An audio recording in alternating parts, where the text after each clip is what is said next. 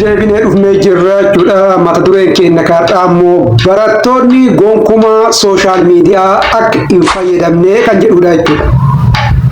Barattoonni gonkumaa sooshaal miidiyaa akka hin fayyadamne jechuudha.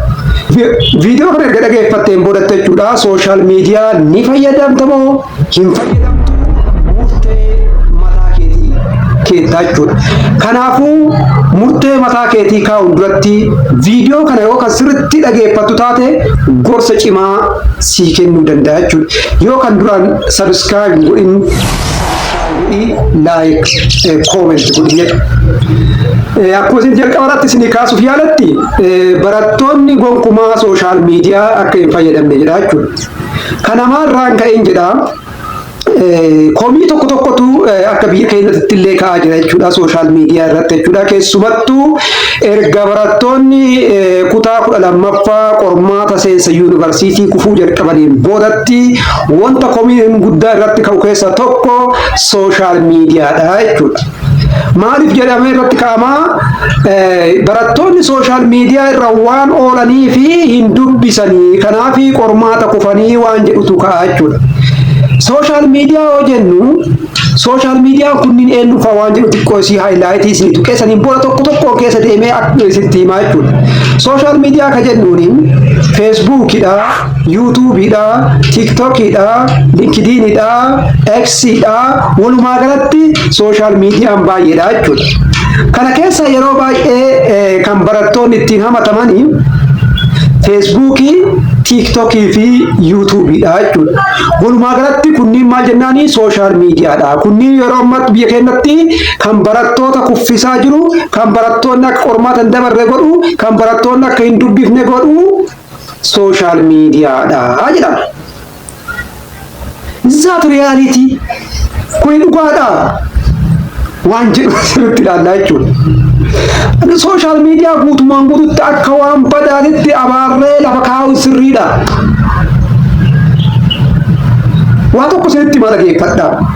Waa tokkon isinitti hima. Ifin jechuudha nyaanni kun nyaachuun noormaalidha miti. Nyaanni illee bee akka malletti yoo nyaatte humna ol yoo nyaatte maal si gochuu danda'a? Si miidhuu danda'a jechuudha. Wanti nama hin miine hin jiru. Wanti neegatiif saayidii wanti hin qabne hin jiru addunyaa kana irratti jechuudha. Wanti tokko akkuma poozitiif saayidii qabu neegatiif saayidii qaba jechuudha. Amma fakkeenyaaf qoricha nama fayyisa jettee fudhatta. Akkuma san maal qaba miidhaa biraa qaba jechuudha qorichi nama fayyisa jettee fudhattu jechuudha. Sooshaal miidiyaan illee kanuma jechuudha.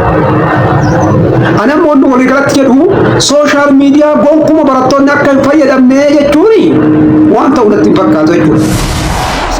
Mataa isaa qaba jechuudha. Kanaaf maaltu fararee kan illee lafa kaa'e.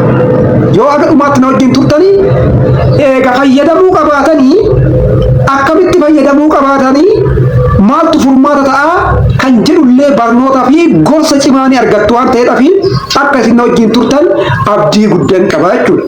Bara ammaa kanatti jechuudha sooshaal miidiyaan akkuma biizinasii jechuudha. Yeroo ammaatti biizinasii baay'ee affeekti godhaa jira jechuudha. Akkuma biizinasii affeekti godhaa jiru barnoota illee affeekti godhaa jira jechuudha.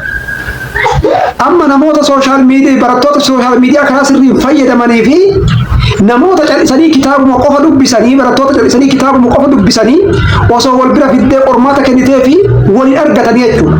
Kan isiniin jedhaa jiru warra sooshaal miidiyaa barnoota fayyadameedha. Malee warra miidiyaa daansiidhaa fi tapha taphachuudhaa fi warra kan olaaluudhaa fi itti oolan taane warra barnootaaf oolchan.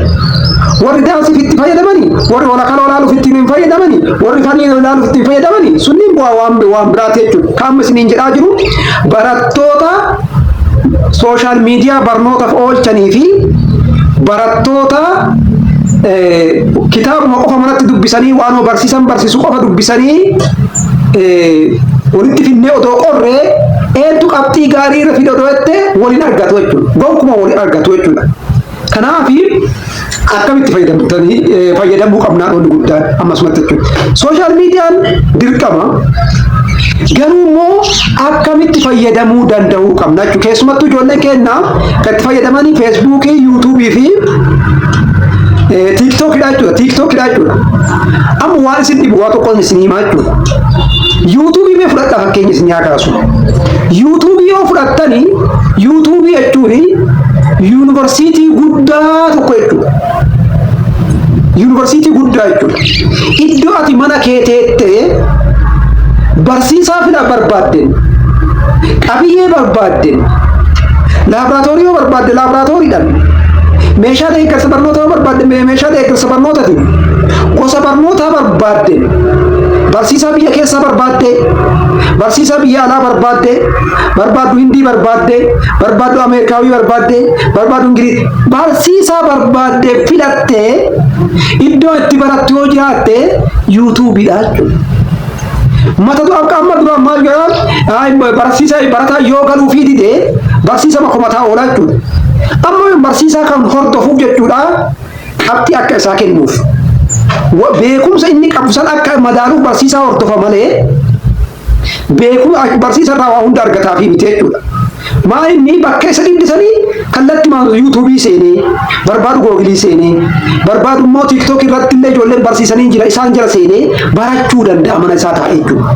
Hamma daratti baratu san dachaa lama sadi baratuu danda'a jechuudha. Yeroo baay'ee maaltu ka'a kun barattoota kan kuffisaa jiru barsiisadha barsiisan dandeettii waan gokkuma waan sanii nam falma jechuudha. Rakkoo jiraachuu danda'a barsiisa biratti. Barsiisa biratti rakkoon jiraachuu danda'a. Garuu barsiisa yoo si barsiisuu didee hinti yoo si kenne yoo si qajeelche mata duree yoo si kenne waan dubbisuu qabdu kallattii yoo si saaqee ati yuutuubii irra barseentee barsiisota biraatiin barattee dhageeffattee saniin booda hamma barsiisa hojjetan olitti hojjechuu dandeetta jechuudha. Dhiibbaa uumuu danda'a barsiisa kufaatii barataa keessatti qabaachuu danda'a homaa gaaffii hin qabu. Akka amma isiniin jedhee kana jechuudha. Ani amma jechuudha riisarchii ni hojjedha. Namoota illee ni gorsaa fi waan tokko tokko ni qajeelcha fi propoozaala illee riisarchii illee jechuudha. Riisarchii gaafan Haramaayaatti hin baradhu doktora nama cimaa tokkoon hin baradhe akka carraa ta'ee doktor Qarqeeboo jedhanii baay'een galateeffadha. Isaanirraan baradhe hundee beezii jalqabaa isaantu na qabsiise jechuudha. Riisarchii irratti garuu immoo paarsantii 90 yuutuubii irraan baradhe haqa jiru isinitti himaa jechuudha. Namni kana isinitti himu namni waan akkanaa kana walitti himuun namatti himuun jaalatu jechuudha. Paarsantii 90 yuutuubii keessa keessatti baradhe jechuudha. Waan isin dhibu keessa jechuudha. Kanaafi sooshaal miidiyaan akkaataa itti fayyadamnu malee sooshaal miidiyaa bineensa godhanii gonkumaa sooshaal miidiyaan barataa hin fayyadu jennee daangessuun gaarii miti jechuudha. Ammallee mee fakkeenya isin haa kaasu. Mana barnootaa keessatti gaafa deemte barataan akkuma dareetti baratu gumii hundaa'ee gumii barata. Maaliif gumii san jiraata?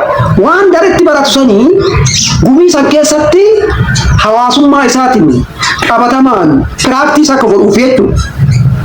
Amma sooshaal miidiyaa keessatti illee gaafa dhibnu sooshaal miidiyaa yeroo ammaatti akaakuu meeshaa deeggarsa barnoota tokko ta'uu danda'a kanaan booda. Dhageeffadhaa kanaan booda sooshaal miidiyaan mataa isaatti akka meeshaa deeggarsa barnootatti tajaajiluu danda'a jechuudha. Kanaaf amma maaltu jira namni barsiisaa adda addaa barataadhaaf qacaraa miti abbaan qabeenya. Kanaan boodatti barataadhaaf barsiisaa manatti qacaruuf faayidaa dhabaa deemaa jechuudha. Maaliif jennaani namni waa gatii xiqqaadha jechuudha. Intarneetii galchee fi to'annaa sagantaa ijoolleedhaaf qopheessee sagantaa saniin to'atee waa isaan dubbisan addaan laalee sanaan booda mana taa'ee barsiisaa barbaadeen barachuu danda'a jechuudha. Kanaaf wanni barsiisaa qacaruu si barbaachisu baay'ee hin jiraatu jechuudha. Yoo barbaade immoo barsiisaa mana bakka barbaade taa'ee immoo onlaayinii si barsiisuu danda'a jechuudha. Kanaafi sooshaal miidiyaa finaansoo hin taane sooshaal miidiyaa akkamitti fayyadamna? Yeroo kan fayyadamnu tokkoffaa yeroo itti fayyadamnu karoorsuu qabna jechuudha. Yeroo keenya karoorsuudha. Sa'aatii akka kanaatitti sooshaal miidiyaa tiitoriyaalii sooshaal miidiyaa seenee yookaan yuutuubii irraa viidiyoo dhageeffadha. Sa'aatii akka kanaatitti immoo nan dubbisa. Isa kana jennee sa'aatii keenya karoorsinee itti fayyadamne taanaan effektiiv iddoon barnoota kenna jechuudha. Caalmatti galmaan kenna jechuudha. Tiitoriyaalii nuu kenna jechuudha. Waan dareetti baranne sanii irra deebiidhaan tiitoriyaalii keessatti barachuu dandeenya. Sooshaal miidiyaa keessatti barachuu dandeenya jechuudha. Kanaaf wanni guddaan maal gochuudha dura karoorsuudha. karoora qopheessuudha. Yeroo itti fayyadamtu. Akkasumallee immoo sooshaal miidiyaa kamiin fayyadama? Kam naa hojja? TikTok yoo jedhamoo, YouTube yoo jedhamoo, Facebook yoo jedhamoo, barnoota kiyyaaf jechuudha. Yeroo ammaatti baay'ee akkaan barbaachisaa kan ta'e barnoota jechuudha sooshaal miidiyaa keessa. Sooshaal miidiyaa keessa YouTube'dha jechuudha. Maaliif jennaan viidiyoodhaan seenee barsiisaatti barbaadu sun dhaqee filattee kallattiimaan si barsiisaa jechuudha. Fiiziksii barbaadnaan fiiziksii kallattiimaan, keemistirii barbaadnaan keemistirii kallattiimaan. Waan ati barnoota ati barbaaddu sani kallattiimaan si barsiisa waan ta'eef baay'ee filatamaadha jechuudha. TikTokii irratti illee akkasuma namoonni baay'een amma barsiisaa jiru jechuudha. Duraas viidiyoo gaggabaabaa qofaa amma TikTok irratti illee namoonni baay'een barsiisaa jiran waan ta'eef waan ati filatte sani jechuudha. Kana qofaa miti yeroo tokko ijoolleen keenya taalentii adda addaa duraalee gumii keessatti baafatu jechuudha. Amma ijoolleen manneen barnootaa keessatti taalentii qabanii eessatti baafataa jiranii sooshaal miidiyaa keessatti baafataa jiran jechuudha. Kanaaf walumaa galatti maa inni akkaataa nu itti fayyadamtu rakkoo qaba malee sooshaal miidiyaan barnoota deeggara malee barnoota hin miidhu jechuudha. Garuu immoo karaa sirrii yoo itti fayyadamne callisnee diraamaa adda addaa yoo ilaalaa oolle, callisnee waa'ee siyaasaa yoo dhaggeeffataa oolle, callisnee fanii adda addaa yoo dhaggeeffataa oolle, nu jeesuu miti sa'aatii kenna. Guutumaan guutuutti nu jala fixaa jechuudha. Sa'aatii qofa otoo hin taane suusii nutti ta'e yeroo hundaayyuu isuma bicha akka ilaalaa oollu nu taasisaa jechuudha. Kun immoo jenereeshinii ni miidha. Isa maal inni maatiin jechuudha. Mucaan kiyyaa sooshaal miidiyaa maaliif oolchaa jira? Barnootaaf oolchaa jira moo? Barnoota irraa dubbisaa jira moo? Calliseetumaan waan nama kolfisiisu, waan nama taphachiisu, waa'ee diraamaa adda addaa, jechoota safuu hin eegganne, waa'ee jibbaa adda addaa maal irraa barataa jira jedhee kan to'achuu qabu tokkoffaan maatiidha jechuudha. Warra of danda'an immoo ofii isaaniitii karoora baafatanii. Ati barataadha waan taateef yeroo hundaa kaayyoon kee maal ta'uu qaba? Kaayyoo barnootaa qofa ta'uu qaba jechuudha. Wanni ati sooshaal miidiyaa irratti sarchi gootullee, wanni ati sooshaal miidiyaa irratti barbaadullee waa'ee barnootaa qofa ta'uu qaba jechuudha. Dura kaayyoo keetti murteessaa jechuudha. Ani sooshaal miidiyaa irra yoo galee maal barbaadaa jettee kaayyoo kee lafa gaattee yoo jettee sooshaal miidiyaan iskiilii adda addaa si horachiisaa jechuudha. Ani amma fakkeenyaaf waa fudhattanii barsiisa fiiziksiiti kompiitaraan eebbifama. Amma kompiitara akkuma nama kamiitti fayyadamaa jiru akkuma nama eebbifamaa tokkotti akkuma nama digirii eebbifame tokkotti waan hundallee yoo danda'u baadhee waan baay'ee isaan hin danda'a jechuudha. Kana hunda eessarraan baradhee yuutuubii kanarraan baradhee jechuudha. Anaaf jechuudhaan fakkeenyaaf fudhattan anaafi barsiisan kiyya guddaa yeroo hunda yuutuubiidha. Itti aansee googiliidha. Barsiisota kiyya gurguddaa jedhee kan fudhadhu jechuudha. TikTokii xiqqoo si amma seenaa jiru. Kanaaf yeroo hunda sammuutti barsiisan kee eenyu otoo na gaafatanii barsiisan kiyya guddaan yuutuubiidhaa fi googiliidha jechuudha. Amma AI illee dhufee jira. Artificial intelligence illee walitti deebina sallee immoo guyyaa biraa viidiyoo sallee immoo artificial intelligence irratti illee akkaataa itti fayyadamuu qabdanii fi bu'aa isaa miidhaa isaa viidiyoo biraatiin walitti deebina jechuudha. Kanaaf sooshaal miidiyaa fayyadamuun rakkoo tokko qabu jechuudha. Dorgomaadhaati baay'ee beekumsa intarnaashinaal ta'e argatta jechuudha. Beekumsa waliigalaa argatta jechuudha. Ati immoo dorgomaa addunyaalessaa taataa jechuudha. Ifi otoo manneen barnootaa keessatti amma waan akka yuutuubii kana fa'aa haalli mijataa fi namni gaayid godhee mata duree addaan qoodanii fi barattootaaf jechuudha barsiisota adda addaatiin bakka qophaa'anii laabraarii akkasii qophaa'arreenji godhanii osoo achi keessatti ijoollee sa'aatii kennanii fi barsiisota adda addaatiin akka isaan hojjetan otoo taasisanii gaarii ture. Ifin isin isaa barsiisonni yuutuubii fayyadamuun googilii fayyadamuun dirqamachuu waa'ee barnootaa jechuudha yeroo har'aatitti. Amma baadiyyaa keenya keessatti maaltu jira? Manneen baadiyyaa yoo deemte ifaa hin qabu, intarneetii hin qabu, barsiisan dhaqee barataa fuuldura dhaabbataa jechuudha. Kitaabuma bicha waa akka dubbisee jechuudha. Kitaabni beekumsa xiqqoodha barka ishiin qabdu. Garuu waan adda addaa dubbisuudhaan maal si gaafata iddoo intarneetiin jiru deemtee yuutuubii keessa seentee googilii gootee beekumsa walii galaa argatta jechuudha. Ani baadiyyaa maa jiraatanii miti barsiisonni. Baadiyyaa jiraatu. Bakka sanatti ibsaan jiraachuu fi qaba. Internetiin bakkee ga'u jiraachuu danda'u qaba jechuudha. Maaliif tokkoffaa barsiisa abdeetuuf godhuu qaba. Barsiisa abdeetuuf hin goone waan du'aa isaan barsiisa akkuma du'aa isaanitti barsiisa taananiin barataan baadiyyaa san keessa jiru yookaan carraa interneetii saniin argatu. Kanaafuu bu'aan hin dhufu jechuudha. Mana barnootaa qofa waan ijaarree fi bajaarraa teknooloojii kana keessatti jijjiirama fiduu hin dandeenyu jechuudha. Maaliif jennaan ispeeshaalii sooshaal miidiyaa yeroo ammaa teknooloojii yeroo ammaatti barnoota daayireektilii akkuma biizinasii affeekti godhaa jira jechuudha. Kanaafuu murteessee amma kanaan boodatti jechuudha. Oduuf odeeffannoo irratti yaada adda addaa irratti dura reaakshinii hojjechaa ture.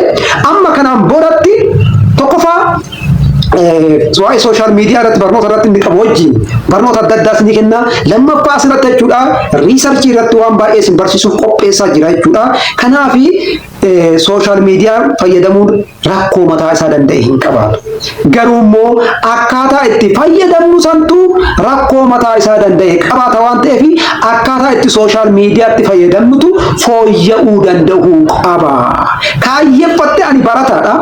Ammatti kolfi nan barbaachisu, ammatti diraamaan nan barbaachisu, ammatti siyaasni nan barbaachisu, ammatti kan na barbaachisu barnoota qofa jettee sooshaal miidiyaatti seentee sooshaal miidiyaa irraa karoorfattee sa'aatii kee kaawwattee sooshaal miidiyaatti fayyadamtu addaan baaftee itti fayyadamnaan sooshaal miidiyaan si jijjiiruu danda'a jechuudha. Iskiiliiwwan adda addaa ogummaa adda addaa horachuu dandeetta. Ifin mana barnootaatti argachuu hin dandeenye, ifin namarraa barachuu kan hin dandeenye argachuu dandeetta jechuudha. Yookaan immoo jettee walakala ofaa dhageeffataa ooltee nama arrabsaa ooltee arraba namaa dhageeffataa oolte taanaan immoo si balleessuu danda'a jechuudha. Kanaafuu walumaa galatti haala itti fayyadamte malee sooshaal miidiyaan mataa isaatitti barata irratti addatti dhiibbaa hin qabaatu jechuudha. Neegatiif impaaktii qabaachuu danda'a akka wareef jalqabas ni kaa'e jechuudha. Nyaannu akkaataa barbaachisuun alatti yoo nyaatame rakkoo qaba. Qorichuu si fayyisa jedhamee sii kennameyyuu mataa isaatti maal qaba jechuudha.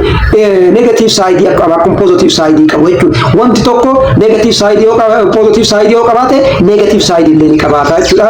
Nagaa ta'a, sheer godhaa, laayik godhaa.